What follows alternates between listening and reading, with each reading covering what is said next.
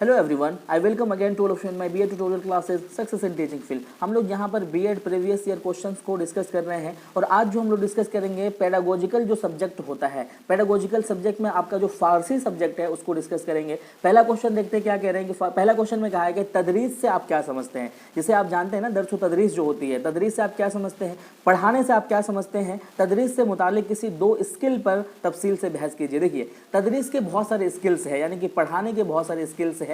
Skill का क्या मतलब है, यहाँ पर मेथड और टेक्निक भी ले सकते हो, विधि ले सकते हो आप। तो जो स्किल्स है, सपोज दैट के कुछ बच्चे जो है लर्निंग बाय डूइंग करते हैं, यानी कि पढ़ाते इस तरीके से है कि करके दिखा करके पढ़ाते हैं। कुछ बच्चे जो है थ्योरेटिकल तरीके से कुछ टीचर थ्योरेटिकल तरीके से पढ़ाते हैं, कुछ बच्चे प्रैक्टिकल तरीके से पढ़ाते हैं, कुछ टीचर जो है ऑब्जर्वेशन स्किल से पढ़ाते हैं। तो ये स्किल्स है जिसको आप बहुत आसानी से लिख लोगे। तो दो स्किल्स कौन कौन से हो जाएंगे, एक हो जाएगा आपका क्या कहते हैं कि ऑब्जर्वेशन स्किल्स, दूसरा हो जाएगा क्या कहते हैं कि प्ले वे मेथड से पढ़ाना। ये भी प्ले वे स्किल्स भी हो सकता है, यानी कि जहाँ पर बच्चे को खेल खेल में आप पढ़ाते हो। आई होप कि समझ में आया होगा। देखते हैं इसका ये करें या फिर ये इस तरीके से ये ऑप्शन देते हैं, ये करें या फिर आप ये करें। ब्लूम के मॉडल को सामने रखकर 8वीं जमात का एक मनसूबा सबक बनाए। मनसूबा सबक क्या मतलब क्या होता है, यानी कि आप जो है लेसन प्लान बनाए। 8वीं जमात यानी कि आपके सेकेंडरी लेवल का जो होता है, सेकेंडरी लेवल के जो बच्चे होते हैं इसकी एज कितनी होगी, 14 से 16 साल तक भी होगी। अब जो ब्लूम्स है, ब्लूम्स टेक्सोनोमी आपने पढ़ा होगा फर्स्ट ईयर में। ब्लूम्स टेक्सोनोमी ने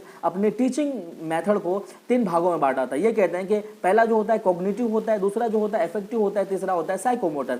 इन्हीं विधि को अपना करके बच्चा जो है किसी चीज को सीख रहा होता है, ये इसमें आपको लिखना है। देखते हैं बी सेक्शन में क्या कहा गया है। बी सेक्शन में यहां पर देख सकते हैं आप, ये कह रहे हैं कि फारसी की दरसी किताब की अहम औसाफ बयान कीजिए। ऑब्वियसली दरसी जो किताबें होंगी उसमें बहुत सारी चीज़ों को रखा गया होगा, सोसाइटी को रखा होगा, फिलोसफिकल फाउंडेशन को रखा होगा, साइकोलॉजिकल चीज़ों को रखा गया होगा। तो ये सारी चीज़ों को पॉइंट आउट बना करके आप सारी चीज़ों को लिखते चले जाएंगे।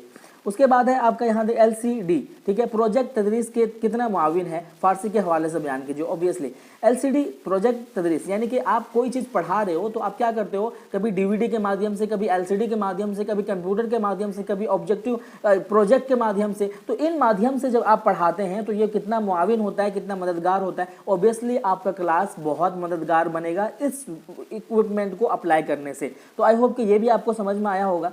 देखते हैं नेक्स्ट क्वेश्चन में क्या कह रहे हैं। ये है आपका CCE, यानी कॉन्टिन्यूअस कंप्रिहेंसिव एवल्यूएशन, ठीक है। CCE कॉन्टिन्यूअस कंप्रिहेंसिव यानी मुसलसल जामे जांच, इसको उर्दू में बोलेंगे तलबा के रवैया में किस लिए तब्दीली आती है। ऑब्वियसली देखिए, बच्चे में पहले क्या होता था ना कि बहुत एक बार में पढ़ाई शुरू किया और लास्ट में एग्जाम होता था। लेकिन अब क्या करते हैं ना कि इंटरनल भी एग्जाम हो रहा है, असाइनमेंट भी दे रहे हैं, यानी कि जब आप कॉन्टिन्यूअसली जब आप उसका एग्जामिनेशन लेते हैं तो हम उसको क्या बोलते हैं, इस CCE यानी मुसलसल जामे जांच कहते हैं। और ये बच्चे की हर तरह की चीज़ों को जांचने में मददगार होता है।